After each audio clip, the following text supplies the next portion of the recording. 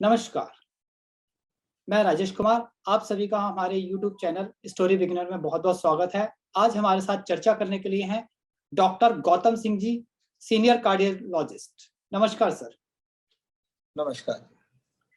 Sir, आपका हमारे channel में बहुत-बहुत स्वागत है। सर, हम हृदय के रोग के बारे में जानना चाहते हैं, तो सबसे पहले तो जैसे कि हम सबको मालूम है कि कोई भी फील्ड हो, चाहे वो लिटरेचर की फील्ड हो, चाहे योग की फील्ड हो और मेडिकल साइंस में तो खासकर, हृदय का एक बहुत इम्पोर्टेंट रोल होता है। अगर हम कविता की दुनिया में भी जाएं तो हृदय का, और जितने भी हमारे इमोशंस होते हैं, चाहे वो हमारा प्रेम का इमोशंस हो, चाहे हमारे गुस्से का इमोशंस हो, ये सारे इमोशंस जो हैं हमारे ब्रेन में होते हैं, लेकिन इसका असर हमारे दिल पर आता है। क्या दिल में सारे इमोशंस ही होते हैं या ये ब्रेन में होते हैं, और दिल का क्या रोल होता है इम्पोर्टेंट इसमें? देखिए, बहुत ही आपका बढ़िया क्वेश्चन है और मैं आपको ये बताता हूँ कि हमारे जितने भी बॉडी में इमोशंस होते हैं जी। वो साइंटिफिकली अगर देखा जाए तो ब्रेन की एक्टिविटी होती है। और ब्रेन जो है उसमें कुछ हॉर्मोन्स रिलीज करता है जी। और इन हॉर्मोन्स का इफेक्ट हमारे हार्ट के ऊपर होता है। जो दिल जो है या तेजी से धड़कता है या धीरे धीरे धड़कता है और उससे हमारे इमोशन जो है वो हमारे को एक्सपीरियंस होते हैं। तो जब भी हमारे को कोई इमोशंस होते हैं तो हार्ट, तो अगर हम देखें तो हार्ट एक मसल है जो कि कंटिन्यूअसली अपना काम करता रहता है। मगर ब्रेन के जो हार्मोनल इन्फ्लुएंसेस होते हैं उसके अंडर जो है ये हार्ट कभी तेज पंप करता है, तब कभी तेज धड़कता है या कभी धीमे से धड़कता है। तो इसको जो है हमारा जो एक्सपीरियंस है वो एक इमोशन बन जाता है। तो हार्ट तो अपना काम रेगुलरली करता रहता है। तो डॉक्टर साहब, जैसे किसी को कब मालूम चलता है कि आपने जैसे कहा कि हार्ट हमारा रेगुलरली काम करता रहता है, हमेशा काम करता है, एक ऐसा ऑर्गन है, तो किसी व्यक्ति को कब मालूम चलता है कि वो हृदय रोग से पीड़ित हो गया, या मेडिकल साइंस कब कहती है कि वो हृदय रोग से पीड़ित है? देखिए, जो हार्ट है वो जी। एक ऐसी ऑर्गन है या ऐसा मशीन है जो कि कम एनर्जी लेता है और ज्यादा आउटपुट देता है। दुनिया में ऐसी कोई और एक मशीन नहीं है जो कि इनपुट कम लेती है और आउटपुट ज्यादा देती है। बट हार्ट एक ऐसा ऑर्गन है, कम एनर्जी, मतलब एटीपी जो यूज होती है, जिसको हम एनर्जी का यूनिट होता है जी। बॉडी में, कम एटीपी इस्तेमाल करता है और जो आउटपुट देता है वो बहुत ज्यादा आउटपुट देता है। इतनी ज्यादा कार्डियक आउटपुट देता है, इतना ज्यादा ब्लड फ्लो देता है कि हमारे दिमाग से लेके हमारे पैर के आखिरी नाखून तक जो है वो ब्लड की सप्लाई पूरी चली जाती है। तो हार्ट जो है उसके नॉर्मल फंक्शनिंग के लिए बहुत सारी चीजें जरूरी हैं। जैसे हार्ट की जो दीवार है, हार्ट की वॉल, वो इम्पोर्टेंट है। हार्ट का जो वैल्व है जो उसको ब्लड के फ्लो को आगे की तरफ रखता है, पीछे नहीं आने देता, जी। वो वैल्व इम्पोर्टेंट है। हार्ट की गति, वो गति इंपॉर्टेंट है, जिस स्पीड से हार्ट जो है वो धड़क रहा है। तो अगर इनमें से किसी भी चीज में डिफेक्ट आ जाए, या तो हार्ट की वॉल के अंदर या वैल्व के अंदर या हार्ट की गति के अंदर, तो उसको जो है हम मेडिकल साइंस में हृदय रोग के अंदर शामिल कर लेते हैं। तो अगर इनमें से कोई भी चीज गड़बड़ हो जाए उसको हृदय रोग कह सकते हैं। तो डॉक्टर साहब, हृदय रोग के लक्षण क्या क्या होता है? मतलब किसी व्यक्ति को कैसे मालूम चलेगा कि वो हृदय रोग से पीड़ित हो चुका है? क्योंकि या तो मेडिकल डायग्नोस करवाने तो हर कोई मतलब जाता नहीं है मोस्टली, और खासकर हृदय के केस में। हाँ जी। देखिए, हृदय रोग के जो है वो कई स्पेसिफिक लक्षण होते हैं। जैसे कि मैंने बात की, हार्ट की जो दीवार है अगर वो ठीक से काम नहीं कर रही तो जी। उसके कुछ स्पेसिफिक लक्षण होते हैं। या अगर मान लीजिए वैल्व जो है वो खराब हो गया तो उसके कुछ स्पेसिफिक लक्षण होते हैं। और इसी तरह से अगर हृदय की गति जो है वो खराब हो जाए तो उसके स्पेसिफिक लक्षण होते हैं। मगर आमतौर पे अगर देखा जाए तो कॉमन जो लक्षण होते हैं उसमें छाती में दर्द होना या छाती में भारीपन होना, जी। ये एक कॉमन लक्षण है जो कि हर हृदय की बीमारी में आ सकता है। इसी तरह से जो है सिंकिंग फीलिंग होना, इसका मतलब ये कि ऐसा लगना कि दिल डूब सा रहा है, बैठ सा रहा है, एक ये इस तरह की फीलिंग होना, ये एक कॉमन सिम्टम है। साथ साथ सांस का फूलना और पैरों में सूजन आना, तो ये बिल्कुल कॉमन सिम्टम्स है हार्ट की बीमारी के। डॉक्टर साहब, क्या खाने पीने का भी मतलब असर पड़ता है हमारे हृदय पे? हाँ, देखिए, हमारे डाइट जो है वो बहुत ही इम्पोर्टेंट होती है और जी। हमारी डाइट का जो है वो बहुत अच्छा खासा असर जो है हमारे हार्ट के ऊपर पड़ता है। अगर हम जो है वो डाइट के अंदर जो है वो फैटी फूड ज्यादा ले रहे हैं तो हमारे बॉडी के अंदर कोलेस्ट्रॉल की मात्रा ज्यादा हो जाएगी और वो खून की नलियां जो हमारे हार्ट की वॉल को ब्लड सप्लाई दे रही है उनके अंदर ब्लॉकिंग आ सकती है। अगर हम जो है वो अपनी डाइट के अंदर जो है वो कार्बोहाइड्रेट डाइट ज्यादा ले रहे हैं तो भी हमारे बॉडी के अंदर जो है वो फैट बढ़ेगा और हमारे हार्ट को जो है वो वर्कलोड ज्यादा करना पड़ेगा उस पूरी बॉडी के अंदर ब्लड सप्लाई करने के लिए। इसी तरह से डाइट के साथ साथ अगर हम एक्सरसाइज की बात करें तो हमारे बॉडी के अंदर एक्सरसाइज का भी उतना ही इफेक्ट हमारे हार्ट के ऊपर होता है।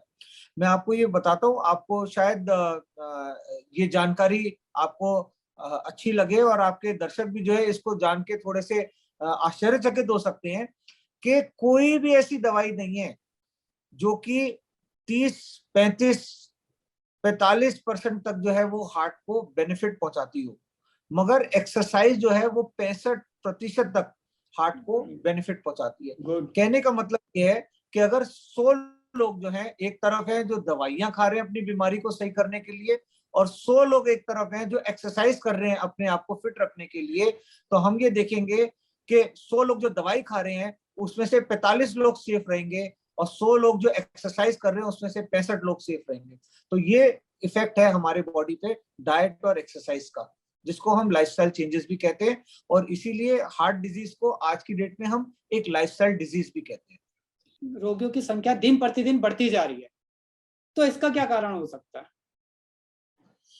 देखिए बिल्कुल हम ये देख रहे हैं कि हृदय रोग की संख्या जो है वो बहुत ज्यादा तेजी से बढ़ती जा रही है और हार्ट डिजीज जो है is the number 1 cause of death, mortality and morbidity in India. मतलब इंडिया के अंदर जो है सबसे ज्यादा मौतें और सबसे ज्यादा आदमी को जो काम करने में असफलता हो जाती है वो हृदय रोग की वजह से हो जाती है।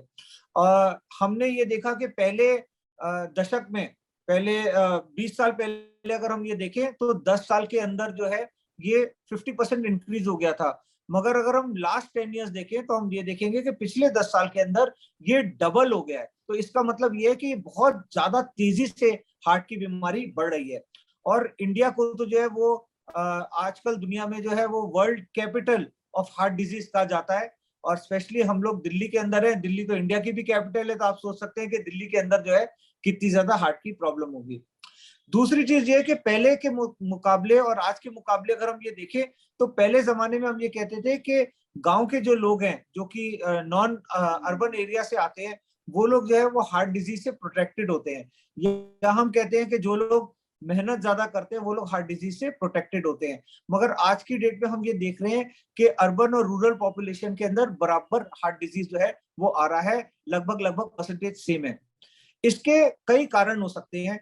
इसमें एक कारण जो सबसे इम्पोर्टेंट है वो मेरे ख्याल से ये है कि आज की डेट में मेडिकल साइंस इतनी एडवांस हो गई है कि लोगों को जब बीमारी का इनिशियल स्टेजेस आते हैं या पहला हार्ट अटैक आता है तो मेजॉरिटी ऑफ लोगों को जो है हम बचा लेते हैं।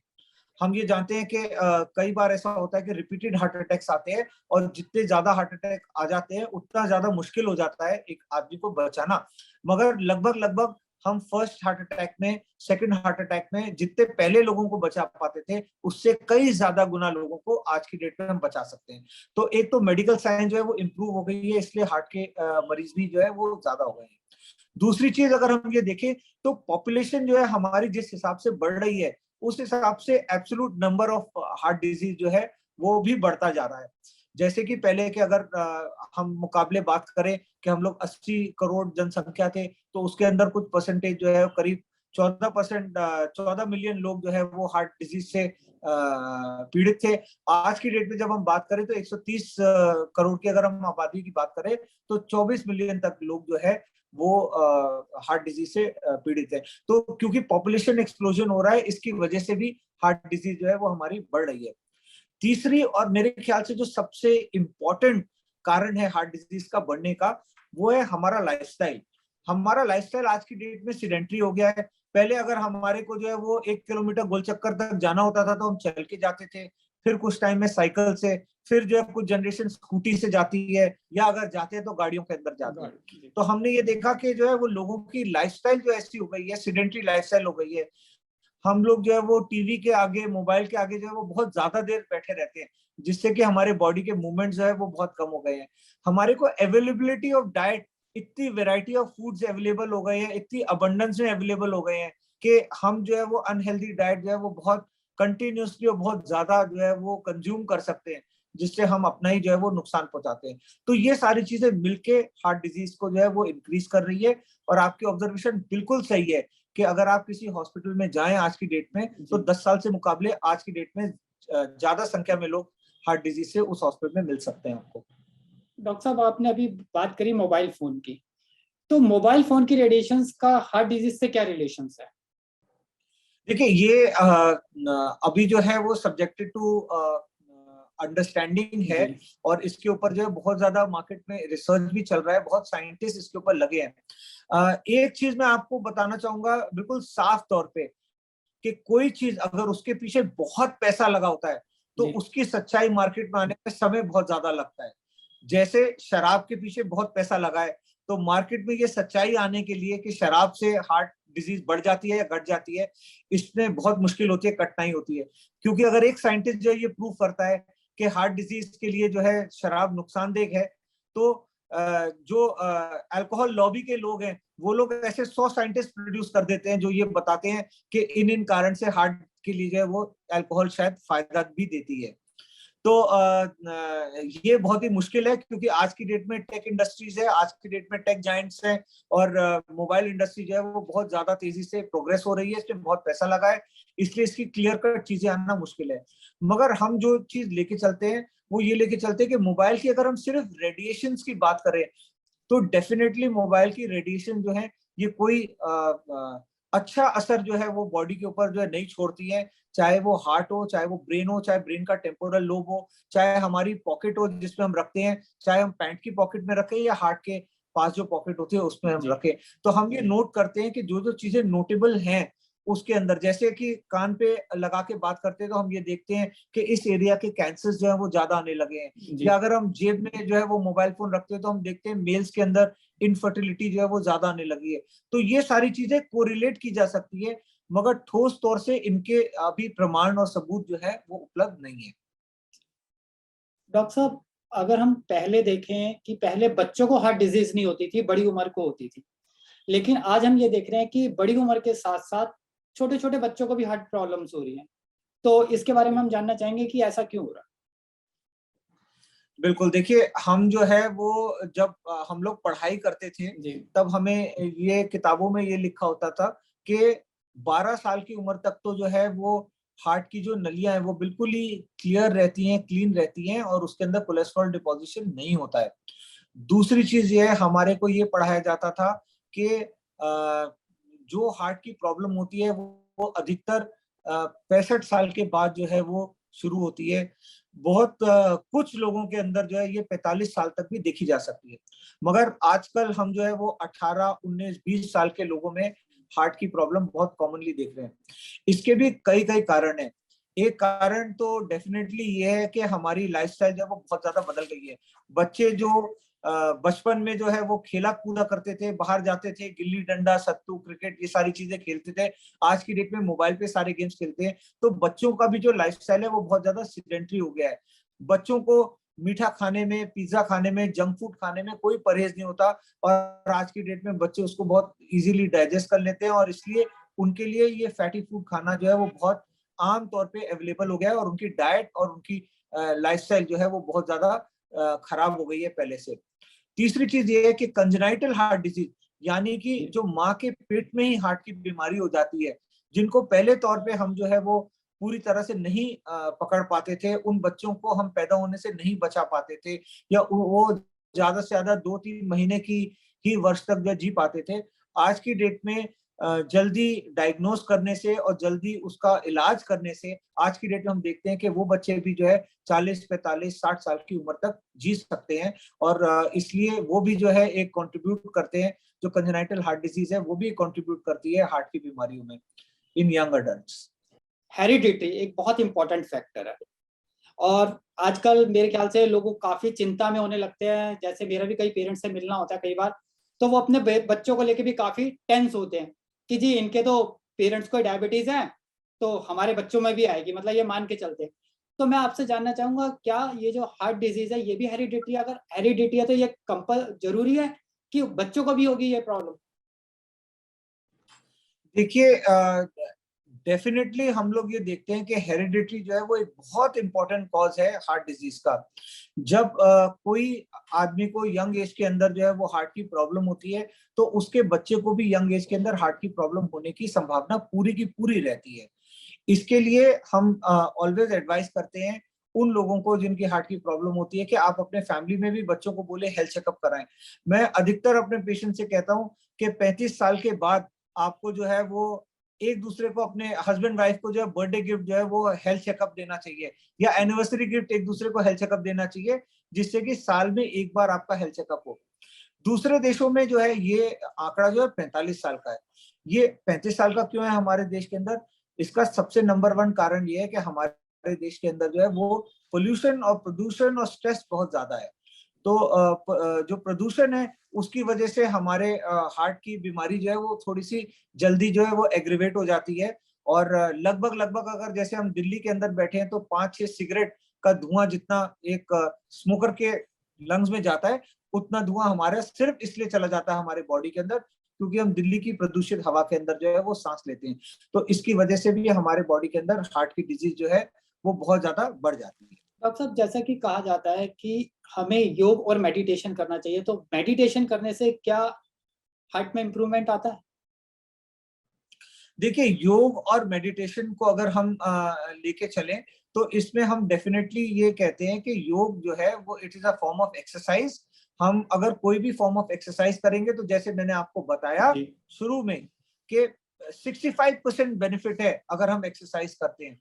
तो हम किसी भी प्रकार की एक्सरसाइज करें, चाहे वो उसको हम योग कह लें, चाहे हम उसको पीटी कह लें, चाहे हम उसको कार्डियो कह लें, चाहे हम उसको एरोबिक्स कह लें, हम किसी भी प्रकार की अगर एक्सरसाइज करने लगेंगे तो डेफिनेटली हमारे को हार्ट में जो है वो बहुत ज्यादा बेनिफिट मिलेगा, हार्ट की बीमारियों में बहुत ज्यादा बेनिफिट मिलेगा। अब बात आती है मेडिटेशन की। तो मेडिटेशन में मैं आपको ये बताता हूँ कि हमारी जो जैसे कि हमने ये शुरू में बात करी थी कि हमारे जो इमोशंस होते हैं वो हमारे हार्ट के ऊपर असर देते हैं। तो मेडिटेशन जो है उसका एक कामिंग इफेक्ट होता है ब्रेन के अंदर, और ब्रेन के जो हार्मोन्स निकलते हैं उससे दिल की गति जो है वो थोड़ी सी धीमी हो जाती है। और हमने ये कई स्टडीज के अंदर पाया है, जैसे कि एक हार्ट फेलियर स्टडी थी उसके अंदर हमने ये पाया है कि जो लोगों की हार्ट की रेट कम होती है या नियंत्रित होती है, बहुत ज्यादा नहीं होती, उन लोगों की लाइफ जो है वो लंबी होती है। वो उसमें ज्यादा लोग जो है वो हार्ट डिजीज से बचे रहते हैं। तो डेफिनेटली अगर हमारी हार्ट रेट जो है वो कम रहेगी, अगर मेडिटेशन से हम अपनी हार्ट रेट को जो है थोड़ा सा कम या कंट्रोल करते हैं, तो उससे पूरी संभावना है कि हम जो है वो हार्ट की डिजीज से प्रोटेक्टेड रहेंगे। डॉक्टर साहब, हमें अपने हार्ट को हमेशा स्वस्थ रहे एक व्यक्ति का, तो उसके लिए उसे क्या-क्या करना चाहिए? देखिए, इसमें तो कुछ नॉन मॉडिफाइबल रिस्क फैक्टर्स हैं, जैसे कि हमारी रेस क्या है। अगर हम इंडिया में पैदा हुए हैं, इंडियन पेरेंट्स को पैदा हुए हैं, तो हमारे को जो है वो हार्ट डिजीज आने की संभावना ज्यादा है। अगर हम जो है वो इटली में पैदा हुए हैं, इटालियन पेरेंट्स है हमारे, तो हार्ट डिजीज आने की संभावना कम है। तो हमारी रेस है, तो ये नॉन मॉडिफाइबल रिस्क फैक्टर है, इसलिए हमारा कोई जोर नहीं चढ़ता, इसमें हम कुछ नहीं कर सकते। दूसरी चीज ये है हमारी हेरिडिटी, ये नॉन मॉडिफाइबल रिस्क फैक्टर है। हमारे पेरेंट्स को हार्ट की प्रॉब्लम है तो हमें होगी, हो सकती है, पूरी संभावना है। तो तीसरी चीज है हमारी बढ़ती उम्र, इस पे हमारा कोई कंट्रोल नहीं हो सकता। मगर कुछ चीजें जो है वो मॉडिफाइबल रिस्क फैक्टर्स में आती हैं, जिसको हम पूरी तरह से कंट्रोल कर सकते हैं, और जिसको कंट्रोल करने से काफी हद तक हम हार्ट डिजीज से बचे रह सकते हैं। जैसे कि ओबेसिटी यानी मोटापा, स्मोकिंग यानी धूम्रपान करना, स्ट्रेस का लेना, अच्छी डाइट लेना, अच्छी एक्सरसाइज करना। तो ये सारी चीजों का अगर हम ध्यान रखेंगे तो हम डेफिनेटली हार्ट डिजीज से बचे रहेंगे। साथ साथ अगर हमारे को जो है वो ब्लड प्रेशर या शुगर की बीमारी है तो हमारे को उसको जल्दी कंट्रोल करना, अच्छे से कंट्रोल करना, हम डेफिनेटली हार्ट की डिजीज से काफी हद तक बचे रहेंगे।